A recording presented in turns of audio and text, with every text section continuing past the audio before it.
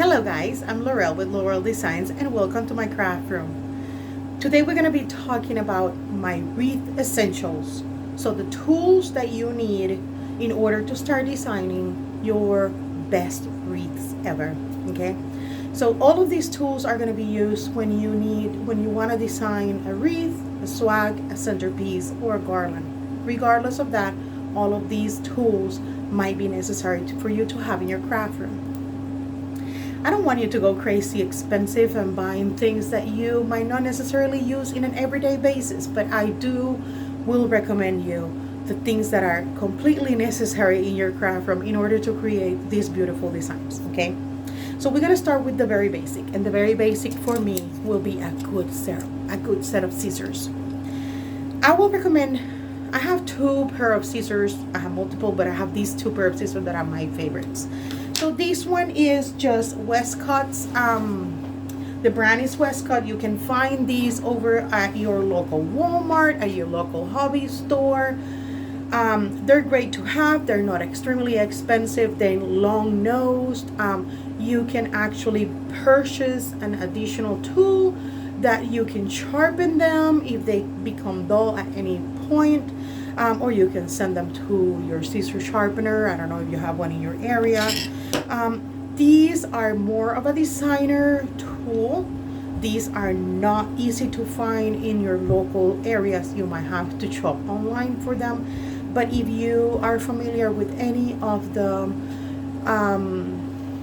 websites that sell wreath supplies, you will be able to find them there. Okay? If you have a question and you want a link to it, you can leave a comment down below, and I will surely come back and try to find a link for it. Okay, the second tool that is completely necessary in your craft room, it will be a good pair of wire cutters. You're gonna realize that pretty soon that you're gonna be using or needing some wire cutters to cut any kind of thick wire, or if you're going to be using florals, those stems tend to be really thick.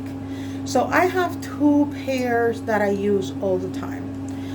This one is my small one. You can find this at your local hobby store. Sorry, I'm moving my mat for my feet. You can find this at your local hobby store. They're small, they're very lightweight, they do their job. Okay, they're not gonna cut you those thick big stems. They're not. You're gonna work a lot and they're not gonna do it. But for the small jobs, like very thin stems, they're great to have, and they're a lot more manageable. So I will always recommend you to have a small set of wire cutters and a big set of wire cutters or pliers. This one I love because it is spring enforced or spring infused or activated. I don't know how it's called. I'm not great with tools, but I bought this at my local hardware store, and they are meant for electricians. Okay, you know, electricians cut big and thick wires. So if it cuts that for them, definitely will cut it for you. This one comes in a variety of thickness. I believe this one is the 1/4. I have a bigger one on my husband toolbox that I use, so I don't have to spend money on another one or have it on my workroom when I have it over there. So, but this is the one that I have on my craft room all the time, and it works perfectly for me. I use a lot of florals, as you can see, and I cut my stems with ease with this one. It goes and it cuts smoothly. Now on the other hand, if I use my small one to try to cut it, it will take a lot of effort for me. So but it's great for you to have both. Okay, I will always recommend you to have both. Okay,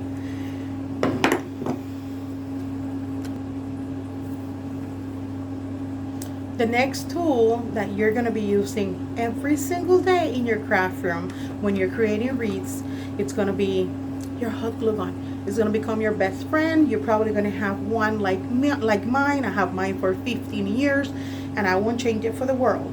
You can go as fancy or as simple as you want. Now, I will always recommend you to get a big glue gun, not one of the tiny ones. If that's what you have and you have to start with that, go for it, okay?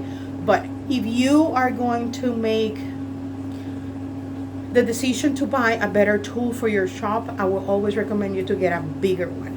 It doesn't matter if it's electric, but the ones that you can do the 3/8 thickness of glue instead of the 1/4, okay?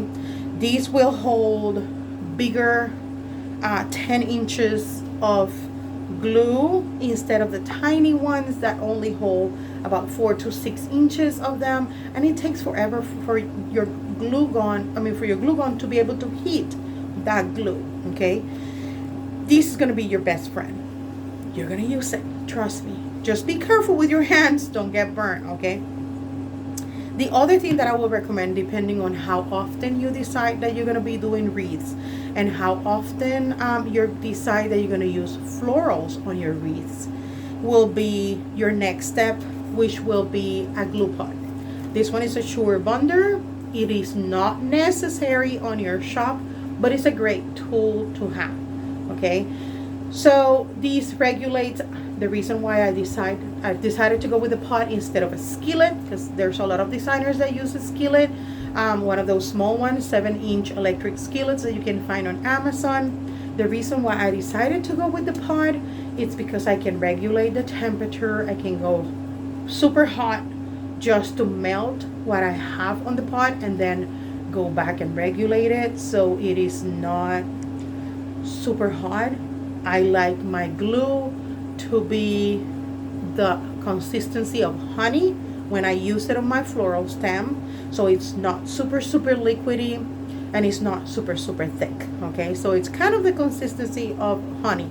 So when you go in, you dip your stems on it and you pull it up, it's about that consistency that you want. This has a turn on and off switch. I really love my Sure Bonder. You don't need to use, the Sure Bonder is a brand for glue, for hot glue. You don't need to use Sure Bonder. I use regular glue sticks. I just cut them in pieces and put them in my glue pot, warm them up, and it works perfectly. The other thing that I will recommend you, I only use 2 different types of hot glue. That's what I've been using for years. It's what I have used and stick to it because I know that most of my wreaths are gonna go to states that are going to be hot during summer, and I don't want my designs to be coming apart because I use hot glue and it's melting because it's super hot in Texas or super hot in Florida or super hot in Arizona, and the glue is melting with the sun. I don't want my client to go through that. So I use only 2 types of hot glue. This is not a paid advertisement. I don't have any affiliation with any of them. It's my experience and what I've used, okay? So I only use either Gorilla Glue or I use Artec from Amazon, okay? Again, if you cannot find them and you need the link for it, leave me a comment and I will gladly find that link for you. Now, when you're working with hot glue guns and hot glue pots, please protect your table because your table and your cutting mat are one of the most important tools that you can have in your workroom, okay? So protect them. They're pretty expensive. A mat can cost you anywhere from $30 to $50 or $55 or sometimes even $75 depending on how big you want your cutting mat to be. So protect it, okay? I went to my dollar store and I got me 2 glass trivets. I love them. They're supposed to be tempered glass, so if in case that they fall, they will crumble in pieces. They will not create any sharp edges. I don't know if that's true. I don't want them to fall. So I use one for my hot glue gun. It rests here. I don't lose or waste any of the remnant pieces of the glue when it's dripping, because once it's dry I take it out and I put it on my glue pot.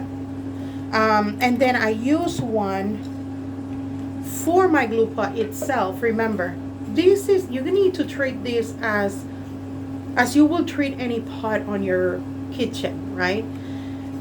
This has a heating element inside. My table is wood, so if I put it on top of my wood table directly, I'm afraid it's gonna get too hot.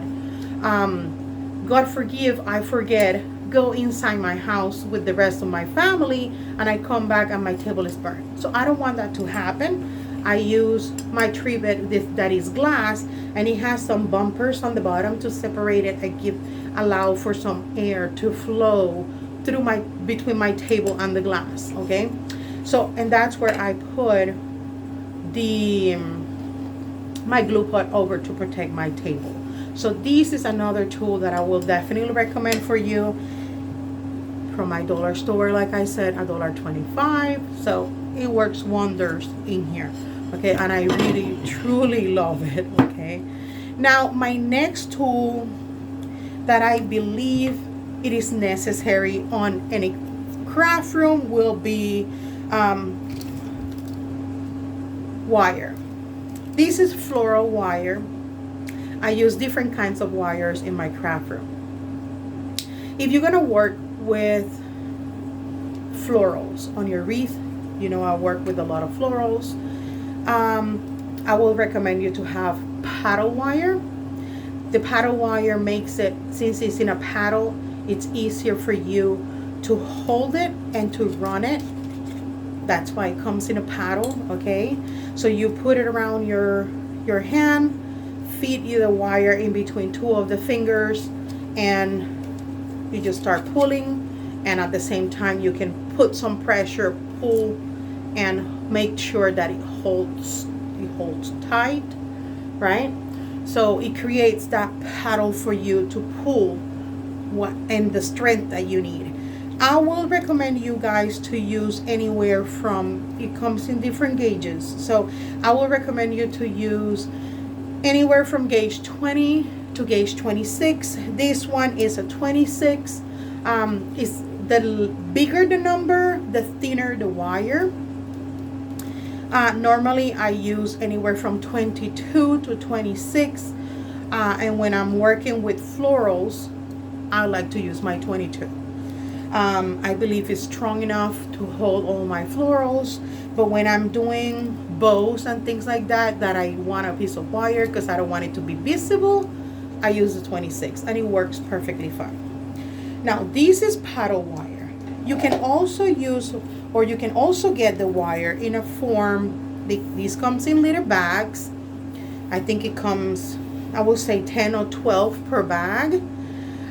They come in different thickness. These ones are wrapped on a thread, and they come in different colors. Of course you have the green, sometimes they come brown or white.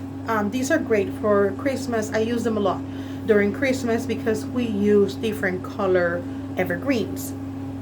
So I want to make sure that my mechanics are not seen. Okay, so either the paddle or individual floral wire will work the same way. The only difference is that if you have a paddle wire, you have an infinite amount of wire. If you have cut pieces, then you only have that amount. Okay, the third kind of wire that I always have on my workroom is a thicker wire. You can find these on your local hardware store.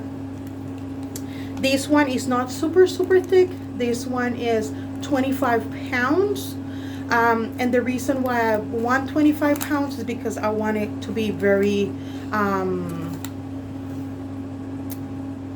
easy to work with. I will say I will do this I use this to make hooks behind my wreaths.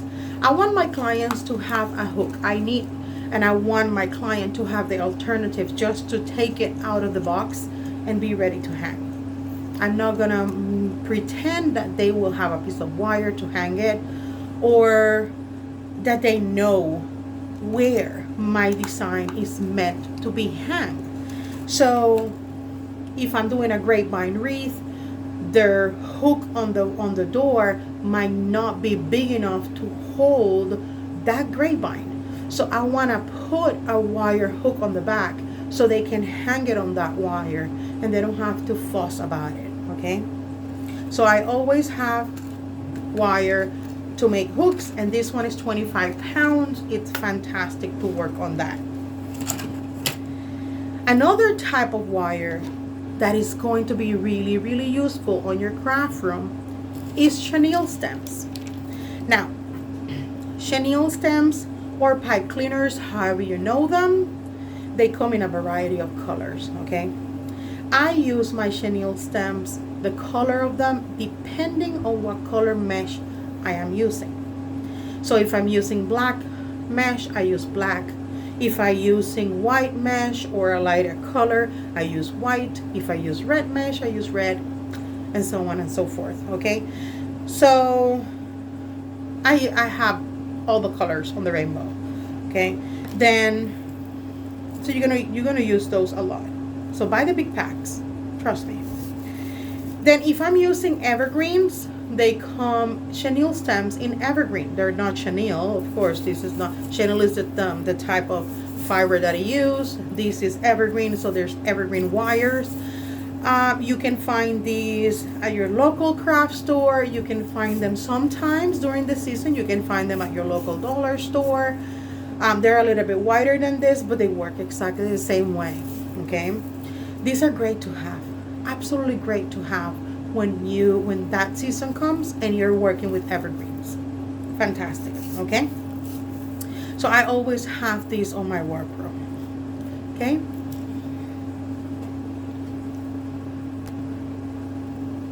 okay guys, so another tool that you will need or use on your craft room is a staple gun. I happen to have a staple gun that is electric. I have to be plugged in the outlet to be able to use it.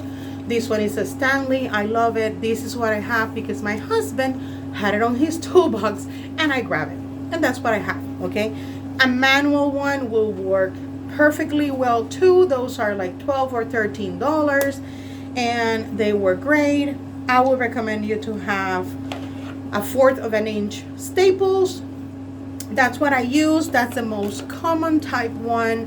And the reason why you're going to need that, let me see if I can take this out of my table.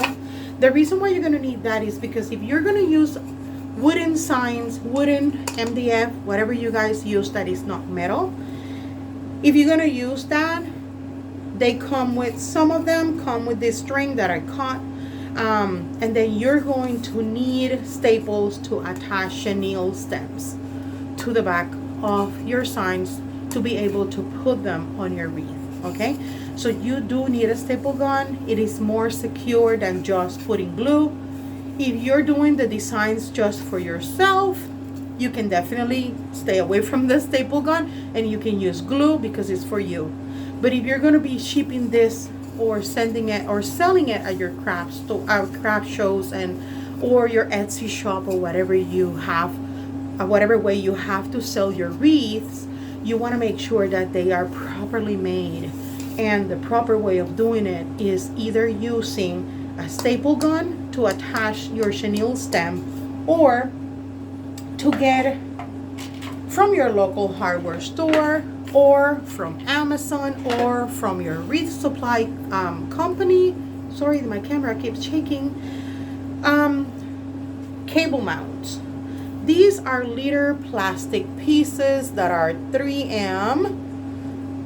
They come with a self-adhesive mounting tape in the back. Okay, and you just remove this little piece of paper and just stick it to the area that you want it. And I like to go around with instant glue. I'm sorry, I apologize, my camera. And reinforce that 3M tape. Okay,